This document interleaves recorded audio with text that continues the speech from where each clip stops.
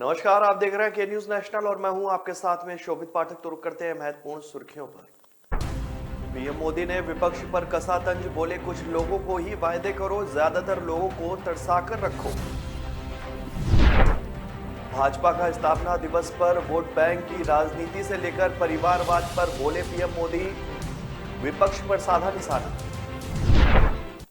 CM योगी बोले भाजपा की यात्रा देश और दुनिया के लिए आश्चर्य का विषय। स्थापना दिवस पर मुख्यमंत्री धामी ने कहा, उत्तराखंड की सरकार आम आदमी की सरकार बनेगी, सेवा का काम करेगी। और आपका रोड शो पर अरविंद केजरीवाल बोले, पंजाब में 20 दिन में भ्रष्टाचार खत्म, अब हिमाचल की बारी। भारतीय जनता पार्टी आज अपना 42वां स्थापना दिवस मना रही है और इस अवसर पर भाजपा के राष्ट्रीय अध्यक्ष जेपी नड्डा ने दिल्ली में अपने मुख्यालय में जहां पार्टी का झंडा फहराया, वहीं पीएम मोदी ने पार्टी कार्यकर्ताओं को संबोधित भी किया। इसके अलावा लखनऊ स्थित पार्टी कार्यालय पर आयोजित कार्यक्रम में उत्तर प्रदेश के मुख्यमंत्री योगी आदित्यनाथ ने भाग लिया है। पीएम मोदी ने कहा है कि परिवारवादी पार्टियों ने देश के युवाओं को भी कभी आगे नहीं बढ़ने दिया, उनके साथ हमेशा विश्वासघात किया गया है और आज हमें गर्व होना चाहिए कि आज भाजपा ही इकलौती पार्टी है जो इस चुनौती से देश को सजग कर रही है, सतर्क कर रही है। देश के युवा अब ये समझने लगे हैं कि किस तरह परिवारवादी लोकतंत्र की सबसे बड़ी दुश्मन है। लोकतंत्र के साथ खिलवाड़ करने वाली ये पार्टियां संविधान और संवैधानिक व्यवस्थाओं को कुछ भी नहीं करने देती। ये महासंघर्ष तब तक चलेगा जब तक लोकतंत्र विरोधी ताकतों को हम परास्त नहीं कर देते। पीएम मोदी ने आगे कहा कि कल पुष्प को आप जितनी बार पढ़ेंगे, आपको हर जीवन गाथा से एक नई ऊर्जा और मार्गदर्शन मिलेगा। पीएम मोदी ने कहा कि हमारे लिए राजनीति और राष्ट्र नीति साथ साथ चलते हैं, लेकिन यह भी सच्चाई है कि अभी भी देश में दो तरह की राजनीति चल रही है। एक राजनीति है परिवार भक्ति की और दूसरी है राष्ट्र भक्ति की। लोगों को इसे पहचानना चाहिए। भारतीय जनता पार्टी के 42वें स्थापना दिवस पर प्रधानमंत्री नरेंद्र मोदी ने आज पार्टी कार्यकर्ताओं को संबोधित किया। अपने संबोधन के दौरान पीएम ने पार्टी की उपलब्धि गिनवाने के साथ साथ विपक्ष पर जमकर निशाना साधा। पीएम ने वोट बैंक से लेकर परिवारवाद की राजनीति को लेकर विपक्ष पर जमकर हमला बोला। भाजपा के 42वें स्थापना दिवस के अवसर पर पीएम मोदी ने अपने संबोधन में कहा कि मैं देश और दुनिया भर में फैले भाजपा के प्रत्येक सदस्य को बहुत बहुत शुभकामनाएं देता हूं। कश्मीर से कन्याकुमारी, कच्छ से कोहिमा तक भाजपा एक भारत श्रेष्ठ भारत के संकल्प पर निरंतर प्रयासरत है।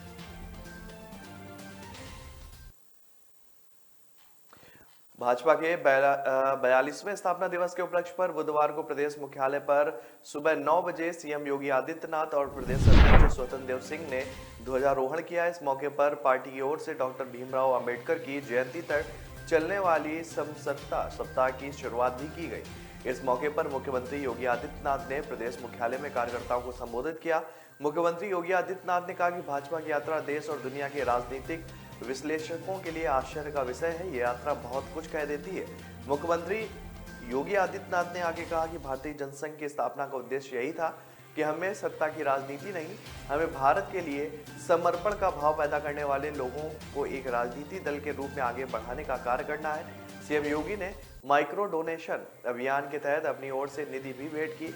उन्होंने कहा कि कार्यकर्ता सेवा, समर्पण और सहयोग की भावना के साथ राष्ट्र निर्माण के अभियान में सहयोग दें। इस अवसर पर प्रदेश मुख्यालय से अंबेडकर प्रतिमा तक निकाली गई शोभा यात्रा में मुख्यमंत्री शामिल हुए। उन्होंने डॉक्टर भीमराव अंबेडकर की प्रतिमा पर पुष्पांजलि अर्पित की। इस अवसर पर पार्टी के प्रदेश अध्यक्ष स्वतंत्र देव सिंह भी मौजूद थे। भाजपा का स्थापना दिवस आज बुधवार को मनाया जा रहा है। पार्टी के प्रदेश अध्यक्ष मदन कौशिक व प्रदेश महामंत्री संगठन अजय कुमार ने पार्टी कार्यालय में झंडा फहराया। पार्टी कार्यकर्ताओं ने प्रधानमंत्री नरेंद्र मोदी का उद्बोधन भी सुना। जीएमएस रोड स्थित एक फॉर्म से पार्टी कार्यकर्ताओं ने स्थापना दिवस पर शोभा यात्रा भी निकाली है। शहर में निकली भव्य शोभा यात्रा घंटाघर पर प्रसाद वितरण के साथ संपन्न हुई। पार्टी के प्रदेश मीडिया प्रभारी मनवीर सिंह चौहान ने बताया कि स्थापना दिवस पर पूरे प्रदेश में कार्यक्रम आयोजित किए गए। जिला मंडल व बूथ स्तर पर सभी कार्यकर्ताओं ने प्रधानमंत्री के उद्बोधन को सुना।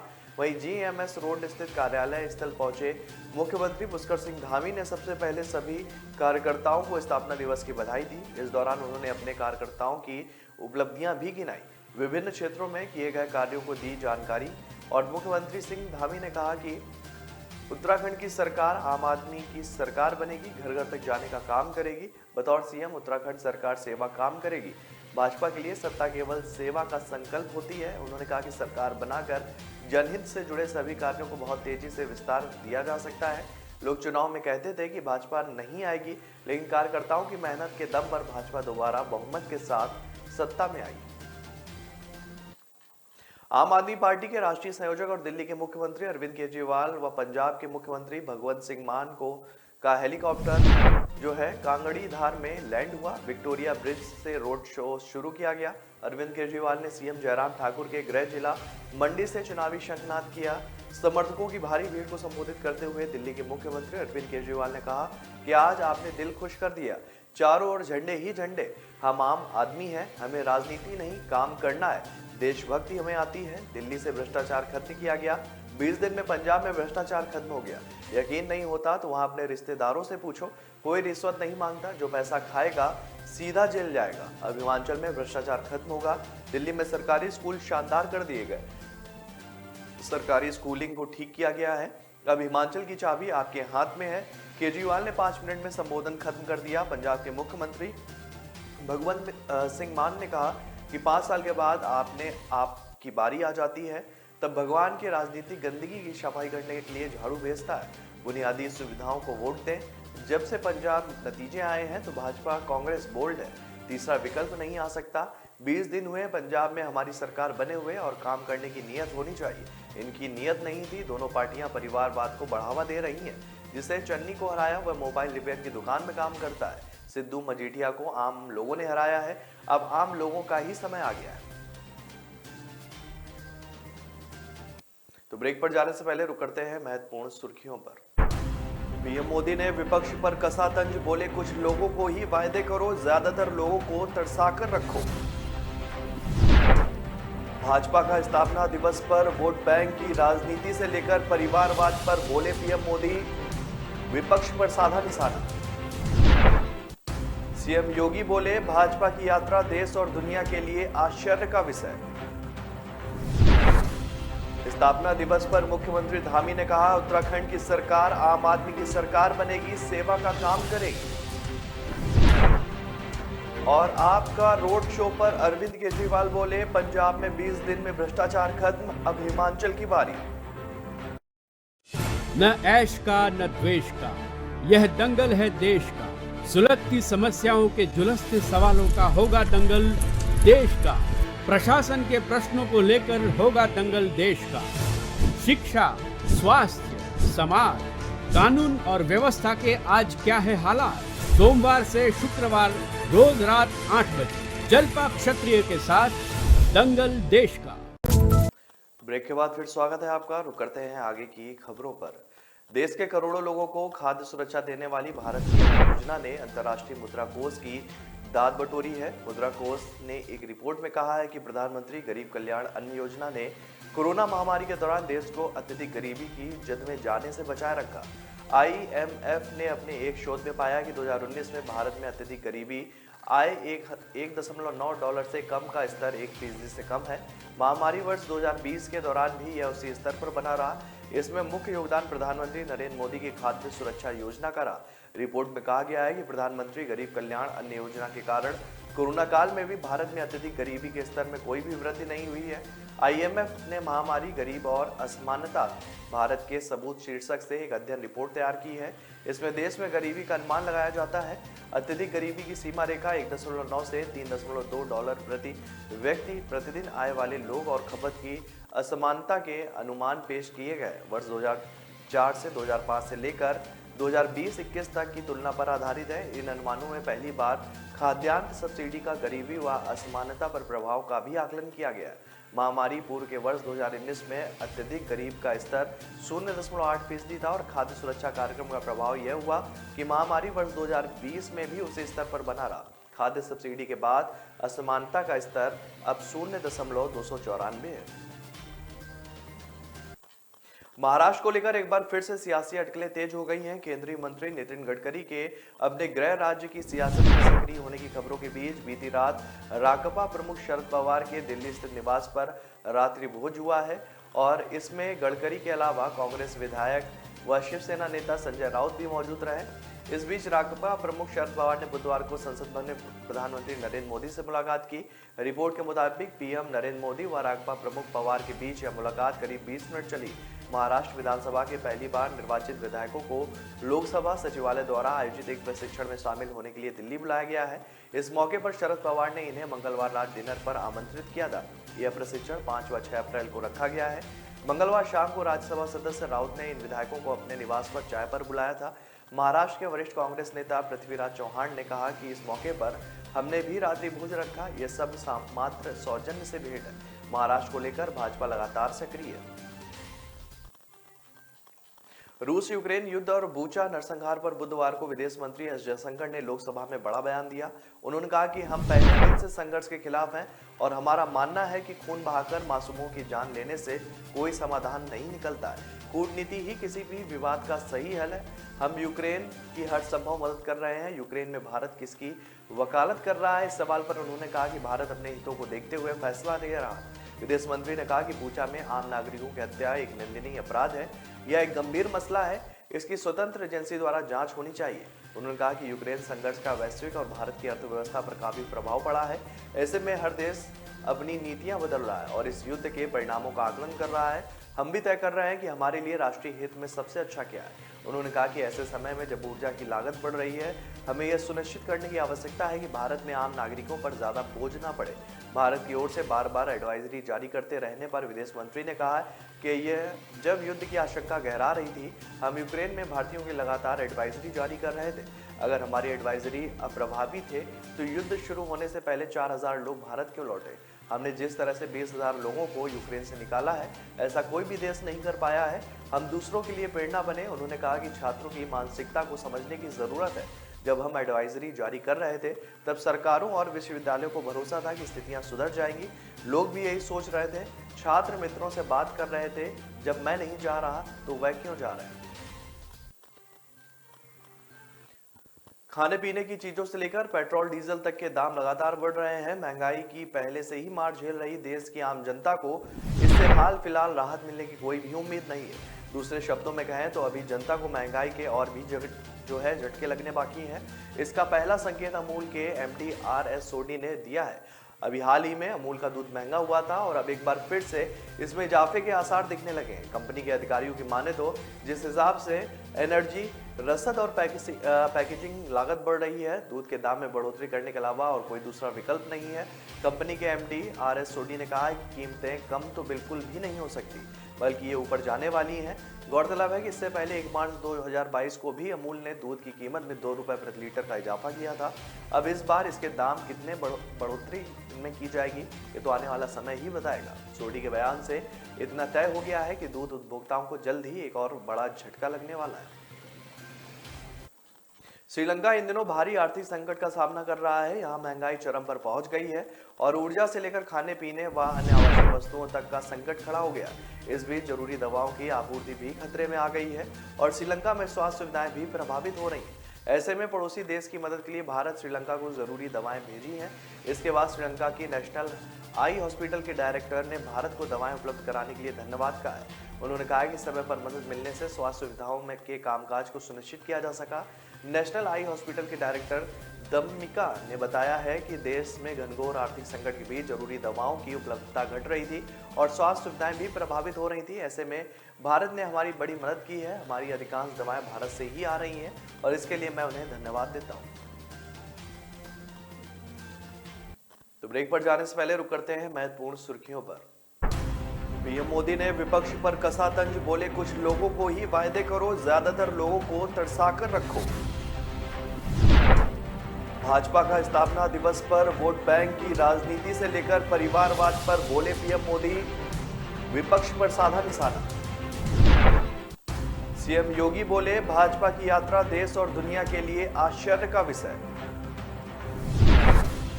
स्थापना दिवस पर मुख्यमंत्री धामी ने कहा, उत्तराखंड की सरकार आम आदमी की सरकार बनेगी, सेवा का काम करेगी।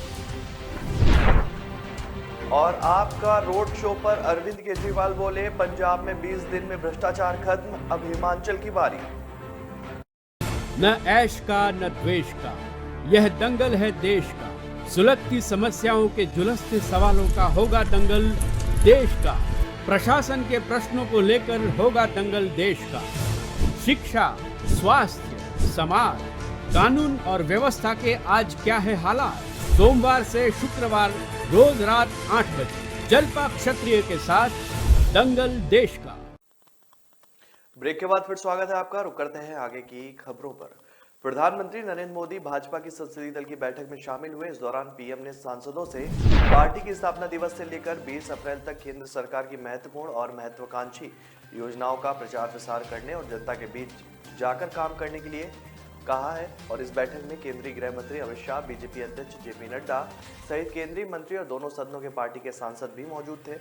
मिली जानकारी के अनुसार अम्बेडकर इंटरनेशनल सेंटर में हुई इस बैठक में प्रधानमंत्री नरेंद्र मोदी ने सांसदों से स्थापना दिवस पखवाड़े के तहत अपने अपने संसदीय क्षेत्रों में प्रतिदिन एक बड़ा आयोजन करने और समाज के अंतिम पायदान पर खड़े व्यक्ति तथा सामाजिक न्याय सुनिश्चित करने का आग्रह किया। पीएम ने सांसदों से कहा है कि वह अगले 15 दिनों तक अपने अपने इलाकों में रहें। इसके अलावा प्रधानमंत्री मोदी ने सांसदों से अपने अपने संसदीय क्षेत्रों में अधिक से अधिक तालाब खुदवाने और तालाब और वाटर बॉडीज को संवारने का काम करने के लिए कहा है। संसद के बजट सत्र का 8 अप्रैल को समापन होना है, लेकिन भाजपा ने इसके पहले ही अपने सांसदों को एक नई जिम्मेदारी सौंप दी है। भाजपा संसदीय दल की बैठक में सांसदों को 6 अप्रैल से 20 अप्रैल तक एक पखवाड़े की कार्य योजना दी गई है। 6 अप्रैल को पार्टी स्थापना दिवस के मौके पर इस मौके पर पार्टी को और सांसदों को लोगों के बीच जाकर काम करने की नसीहत भी दी गई है। मुंबई में 1034 करोड़ के चौल घोटाले में ईडी द्वारा संपत्ति जब्त किए जाने के दूसरे दिन शिवसेना नेता संजय राउत ने भाजपा के पूर्व सांसद किरीट सोमैया पर पलटवार किया है। उन्होंने आरोप लगाया कि सोमैया ने नौसेना के युद्ध पोत INS विक्रांत के संरक्षण के लिए 50 करोड़ रुपए जुटाकर उसकी हेराफेरी की है। यह पैसा सरकारी खजाने में जमा नहीं कराया गया। दिल्ली में एक प्रेस कॉन्फ्रेंस कर राउत ने इस मामले को सीबीआई, ईडी व आयकर की जांच के लिए एकदम उपयुक्त बताया है। राउत ने कहा है कि 1971 में पाकिस्तान के खिलाफ जंग में युद्धपोत विक्रांत समेत भारतीय नौसेना ने अहम भूमिका अदा की थी, लेकिन जब इस युद्धपोत की हालत खस्ता होने लगी तो उसका रखरखाव करना मुश्किल हो गया, तो उसे संग्रहालय बनाने का अभियान शुरू हुआ। इस काम के लिए 200 करोड़ रुपए की जरूरत थी। केंद्र व राज्य सरकारों ने कोई वित्तीय मदद नहीं दी थी।